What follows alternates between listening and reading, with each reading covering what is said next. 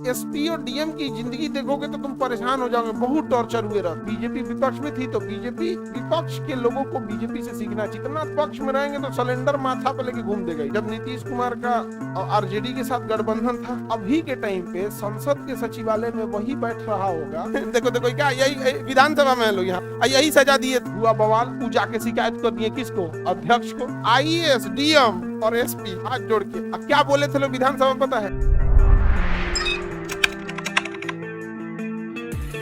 तो जो संसद का सचिवालय होता है वो सभापति के अंडर में काम नहीं करता है, संसद का सचिवालय अध्यक्ष के अधीन काम करता है। तो संसद का सचिवालय, लोकसभा सचिवालय या संसद का सचिवालय किसके अधीन होता है?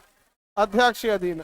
अब आप बताइए जितने आईएएस हैं, जब वो नया नया उनको डीएम एसडीएम दे दिया जाता है कि अभी जिला जिला खेलो ऐसे यहाँ पे, उसके बाद उनको ऊपर बुलाया जाता है कमिश्नर, डायरेक्टर, अलग अलग assistant commissioner, joint commissioner, assistant secretary, joint secretary, ऐसे करते करते एकदम ऊपर बने बने। अब समझ के चलिए कि अभी के टाइम पे संसद के सचिवालय में वही बैठ रहा होगा जो 2001 या 2002 का आईएएस होगा। इन नयका लोगों को जिला जिला खेलने को दे देता है, बाकी नया लोगों का कोई काम नहीं है, पॉलिसी बनाना ये सब नहीं बनाना। वहां पे ऊपर से आदेश आएगा ये करो तो कर देंगे। इन लोग का काम है जिला में ठंडी पड़ गया छुट्टी दे दो, गर्मी पड़ गया छुट्टी दे दो, बस और कौन काम रहता है। बाकी जो व्यवस्थाएं चल रही है उसको देखते रहिए, सुचारू रूप से चलते। पॉलिसी नहीं बना सकते, पॉलिसी नहीं बना, जो व्यवस्था सुचारू रूप से चल रही है उसे कंटिन्यू रखिए। समझा कि नहीं आ गया? तो बस और दूसरा काम नहीं होता। तो संसद का सचिवालय किसके अधीन में? अध्यक्ष। यानी जितना पुराठ आईएएस है, 25-30 साल पुराठ आईएएस, वो सब किसके अधीन है? अध्यक्ष। अब एक बार हुआ क्या कि बिहार में ऐसी घटना हुई थी आज से 2 साल पहले, जब नीतीश कुमार का आरजेडी के साथ गठबंधन था, बीजेपी विपक्ष में थी। तो बीजेपी विपक्ष में थी तो बीजेपी विपक्ष के लोगों को बीजेपी से सीखना चाहिए कि जितना तगड़ा विपक्ष में बीजेपी रहती है ना, उतना तगड़ा कोई नहीं। विपक्ष में रहेंगे तो सिलेंडर माथा पे लेके घूम देगा ये लोग। मतलब देखो, लोकतंत्र की ताकत होती है कि विपक्ष कितना ताकतवर है, अपनी बात कितना मनवा लेता है, ये बहुत बड़ी ताकत होती है। अपने यहाँ तो सब, तो वो लोग ना विरोध कर रहा था पटना पे, यही डाक बंगला चौराहा पे। बस सरकार में वो लोग थे नहीं, गठबंधन टूटा था, ई का किए लोग पुलिस को बोल के लाठी मरवा दिए। तो एगो सांसद है जनार्दन सिंह सिग्रीवाल, जो चंपारण साइड के हैं, आप लोग जानते होंगे लोग, उनके माथे फोड़ दिया पुलिस लाठी चला के। अब हुआ बवाल, उ जाके शिकायत कर दिए किसको? अध्यक्ष को। अब अध्यक्ष छोट मोटा आदमी है, जितने आईएएस अधिकारी हैं उन सबका सचिवालय का हेड कौन है? अध्यक्ष। अध्यक्ष बुला लिया पटना डीएम और पटना एसएसपी को, आइए आइए यहाँ पे और जवाब दीजिए। सो कॉज, सो मतलब दिखाओ, कॉज मतलब रीजन, क्या कारण था कि तुमने लाठीचार्ज किया? ये बताया होगा कि सर तो हम लोग तो बस भीड़ शांत करने के लिए होता है, लाठीचार्ज करने का आदेश दिए होंगे तो कार्यकर्ता को मारना चाहिए, ये कोनो सिपाही बूझा नहीं होगा, सांसद को मार दिया, यहाँ पर मार दिया सांसद को, माफी भी मांगना पड़ा था। 2005 में एक बार कोई 2-4 एगो आईएएस थे, आईपीएस थे, और यूपी में सरकार उस समय पता नहीं किसकी थी, आई थिंक मायावती जी की थी या मुलायम सिंह की, किसी की होगी, मायावती जी या मुलायम सिंह जी, इन्हीं दोनों में किसी की होगी। तो 5-7 की बात है, अब इतना सरकार कौन देख रहा है, 20 साल पहले। उसमें डीएम और एसपी लाठीचार्ज करा दिए लोग बीजेपी के कार्यकर्ताओं पे। अब इनकी सरकार बैठी तो आईएएस को और आईपीएस को, रिटायर हो गया सब, लेकिन फिर भी घरे से बुला के लाया, आओ इधर आओ। डीएम एसपी को विधानसभा में लेके आया और कहा विधानसभा में सबके सामने माफी मांगो। तो आईएएस डीएम और एसपी हाथ जोड़ के क्या बोले थे लोग विधानसभा में पता है? हम चरण छू के माफी मांगते हैं।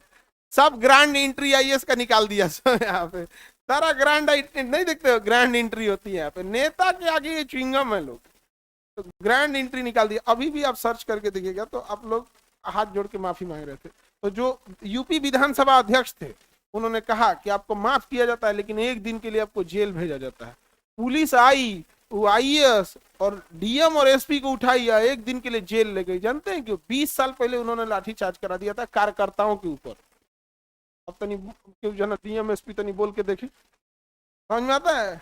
उसको पता है कि अबे विधानसभा में बोला के माफी मंगवाएगा, इसलिए कार्यकर्ताओं को देखते हैं बड़ी कूदता है, ज्यादा बोलेगा तुम, और भारत में राजनीति में क्या है ना, दबंगई करने को मिलेगा तो सैलरी मिले भी नहीं तो वही चलेगा। तो जो राजनेता, जो राजनीतिक पार्टियां होती है अपने कार्यकर्ताओं को सैलरी देती है, कुछ नहीं देती है। तो ये करते क्या है सब, कहाँ कमाते कहाँ से? यही गुंडई करेगा, बदमाशी करेगा, कोई मारपीट किया है थाना में FIR करने गए हैं तो पैसा लगेगा 5,000 ला, चलिए बच जाएगा।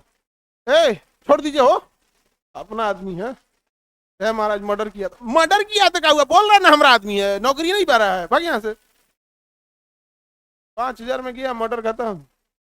इसी की जैसे मिलता जुलता आदमी ने किया था, हो गया। तो ये सब होते। तो अध्यक्ष के पास बहुत पावर है, अध्यक्ष के पास बहुत पावर है, इन लोगों के पावर से आगे कोई नहीं जीत।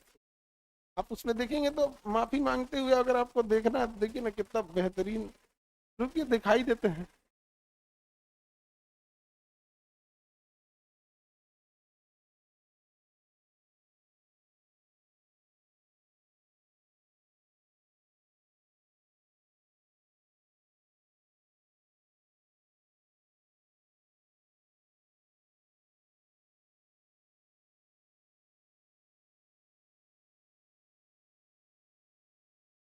पता नहीं इसमें है कि नहीं है, ये रह लो देखिए पूर्व देखो देखो क्या, यही विधानसभा में है लोग यहाँ पे, यही सजा दिए थे, यही सजा दिए हैं। हाँ अच्छा यहाँ पे हैं, ओह चलिए देखिए, ये DM साहब हैं, विधानसभा में पूर्व IAS को माफी मांगनी पड़ी। हाँ, पूर्व IAS और पुलिस वालों को यूपी विधानसभा में हाथ जोड़कर माफी मांगनी पड़ी। और ये देखिए पूरा विधानसभा में खड़े थे, इनको कितना दिन के लिए सजा हो गया? ये IAS है, इधर देख रहे हैं, यहीं से यहीं भेज दिया गया। आपको क्या लग रहा है हम ऐसे बोल रहे हैं, चला दे क्या इसको? हाँ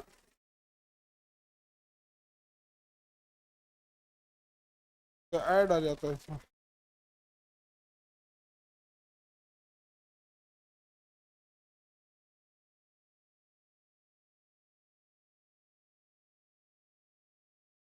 चलो ए ससुरा तो नहीं, एगो तो गुटका शराब दे देता है, बताओ इस ससुरा बिना। देखो आवाज दो जी,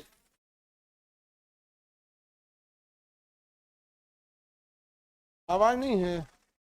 इम्प्रिजनमेंट की कार्रवाई होगी तो 1 दिन का दंड दिया जाता है। हम इस सदन से वॉकआउट करते हैं समाजवादी लोग। ये नजारा है यूपी विधानसभा का और माफी मांगते ये शख्स हैं रिटायर्ड IAS। शुक्रवार को 58 साल बाद यूपी विधानसभा 58 साल बाद बदल गई। विधानसभा स्पीकर जज बन गए। कटघरे में 6 पुलिसकर्मी पेश हुए। इन सभी के खिलाफ विधानसभा में सुनवाई हुई। सुनवाई के बाद सभी को विशेषाधिकार हनन और सदन की अवमानना का दोषी पाया गया।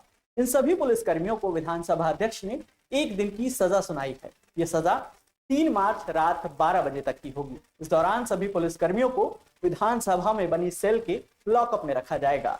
सजा पर फैसला होने के बाद मार्शल सभी पुलिसकर्मियों को सदन से लॉकअप में ले गए। जानकारी के मुताबिक इससे पहले साल 1964 में भी विधानसभा में अदालत लगी थी। इस सुनवाई के दौरान वित्त और संसदीय कार्य मंत्री सुरेश खन्ना ने 6 दोषी पुलिसकर्मियों के लिए 1 दिन का कारावास प्रस्तावित किया। इस प्रस्ताव पर सभी दलों ने सहमति जताई। आपको बता दें कि समाजवादी पार्टी ने पहले ही विधानसभा से वॉकआउट कर दिया था। मैं अध्यक्ष महोदय सरकार के और हो गया, देख लिए। अब आप बताओ सर, आप डरा रहे हैं UPSC की तैयारी करने के लिए। हम डरा नहीं रहे, हम ये बता रहे हैं कि जो पुलिस वालों को देखते होंगे ना, कई बार कोई SP को देखोगे, कोई DM को देखोगे, बड़ा चिड़चिड़ा हो जाएगा। वो बेचारे बड़ी टॉर्चर हुए रहते हैं। तुम SP और DM की जिंदगी देखोगे तो तुम परेशान हो जाओगे, बहुत टॉर्चर हुए रहते हैं लोग। उनको पता है कि न्याय करना है लेकिन मजबूरी में नहीं कर पाते हैं। तो इंसान क्या हो जाएगा, चिड़चिड़ा हो जाएगा, अजीब भी है इनका। तो फिर वो जब कोई नॉर्मल आदमी जाएगा तो कहेगा अच्छा ठीक है करो, ऐसे करो, तो आप जाकर कानून सीखा, आप ऐसा नहीं कर सकते। तो एक गुस्सा पहले से दे देगा, दूझा पड़े हम बताए हम तो हम क्या कर सकते हैं। कोई इंसान जब बहुत फ्रस्ट्रेट हो जाता है तो बड़ा अजीब टाइप का हो जाता है। समझ में कि नहीं गया? देखियो कैसे खड़े थे लोग, बहुत अजीब लाइफ मिलेगी तुमको DM SP की। इस सब मामले में सबसे तगड़ा है लोग, वकील लोग। हमारा वकील लोग से खूब जमता है। वकील कहता है कितो बड़का धुरंधर हो लेके आइए यहाँ पे, उसका बुखार छुड़ाते हैं। अच्छा गुंडा लोग, समाज किससे डरता है? दो तरीके से, अपराधी से और अधिकारी से। अपराधी और अधिकारी दोनों लोग को वकील नाप देते हैं। अपराधी तो वकीलों को बड़ी इज्जत करता है, महाराज आप ही बचाइएगा, नहीं समझे? और अधिकारी लोग को तो, बट सर ये तो गलत है ना। क्या गलत मतलब? माफी मांगने वाली बात। देखो प्रक्रिया गलत नहीं है, मिसयूज हो जाता है वो गलत है। जैसे अगर कोई पुलिस वाला आया, पब्लिक में किसी को पीट पाट के चल गया, तो आप उसको सजा, उसके लिए प्रावधान है, बट मिसयूज होने लगता है, ये गलत है, नहीं समझे? तो मिसयूज नहीं। देखो भाई हमको ही सबसे मतलब नहीं है कि सही वो, हम सबको दिखाना चाह रहे हैं अध्यक्ष का पावर, और ये केवल यूपी विधानसभा अध्यक्ष के बताए हैं। संसद के अध्यक्ष ओम बिरला साहब का तो बातें नहीं किए हैं, ये तो केवल यूपी विधानसभा की बात की है। बेचारा एकदम सीरियस तैयारी कर रहे थे, इसको एकदम बहुत बेचारे को अजीब लगा यार। चेक एंड बैलेंस नहीं रहेगा ना तो कोई अपने आप को सबसे बड़ा समझने लगेगा। सबके ऊपर कोई ना कोई रहना चाहिए। चलिए अब आगे बढ़ते हैं। सर यूपीएससी की अब तैयारी छोड़ देंगे हम? अरे नहीं, पॉलिटिकल नेता सब मिसयूज करता है, इसमें नो डाउट। क्या करेंगे, उसका कोई उपाय है नहीं है। और पब्लिक ही ऐसी रहेगी तो क्या करेंगे? जैसे आप सपोज कीजिए कि कोई चीज है जो 20,000 रुपया का है, तो कोई दुकानदार कोई सामान 20,000 का दे रहा है, तो मान के चलिए वो खरीदा होगा 18,000 में, 20,000 में दे रहा होगा। तो क्या करते हैं लोग, पब्लिक लोग किसी नेता के पास चल जाएंगे, विधायक के पास, विधायक जी 20,000 का बहुत ज्यादा है, उधर के फोन कर देगा 10,000 में दे दो इसको, धमका के चल गया, लेके चल गया खूब बढ़िया से बहुत अच्छा तो मसीहा है। बिहार से क्यों फैक्ट्री और इंडस्ट्री सब भाग गई सर? इसी यही सब तो होता है। तुम्हें क्या लगता है आज भी यहाँ कोई फैक्ट्री लगाएगा बिहार में? हम तो यूनिवर्सिटी लगा के थक गए, हम देख लिए ना, हम तो देख लिए क्या चीज होता है। फैक्ट्री वालों के साथ क्या होता है कि जब उसको जमीन दे दी जाती है ना, तब वहां पे नेता आते हैं सब, तो कहते हैं कि इसमें जितना ईंटा खरीदिएगा बाउंड्री के लिए हमारा ठेकेदार रखेंगे, आपका ठेकेदार नहीं रह सकता, हम मटेरियल सप्लाई करेंगे। अब सपोज कीजिए जो ईंटा 10 रुपया का एक होना चाहिए, 15 रुपया का, 20 रुपया का एक देगा, नहीं कैसे दीजिएगा? उसका 4 को गुंडा सुबह आएगा, आपके इंजीनियर को 3 झापड़ मारेगा, इंजीनियर भाग जाएगा आपका, खत्म कहानी। आपके जेसीबी में आग लगा देगा, खत्म। 2 दिन अखबार में आ जाएगा गुंडों ने जेसीबी फूंक दिया, अब आप शांत बैठ जाएंगे। उसी से आपको मटेरियल खरीदना है, उसी का सीमेंट खरीदिए, बालू खरीदिए, उसी से ईंटा खरीदिए, टाइल्स खरीदिए, पाइप खरीदिए, छड़ खरीदिए। उसका खुद का कोई दुकान नहीं है, बस उसको फोन कीजिए कितना है, तो पूछेगा किसी दुकानदार से कितना हुआ रे, अगर साहब 4 लाख का हुआ, ठीक है 4 लाख देंगे रे तोरा, हम 3 लाख देंगे। दुकानदारों को ले दिया, इनको कहा कि 12 लाख का बिल है, भेज दीजिए। इसीलिए भाग जाते हैं। तो यहाँ कोई फैक्ट्री वाले इसीलिए नहीं आते। आपको क्या लगता है सबसे सस्ता मजदूर यही है, काहे नहीं आएगा? भाग जाएगा।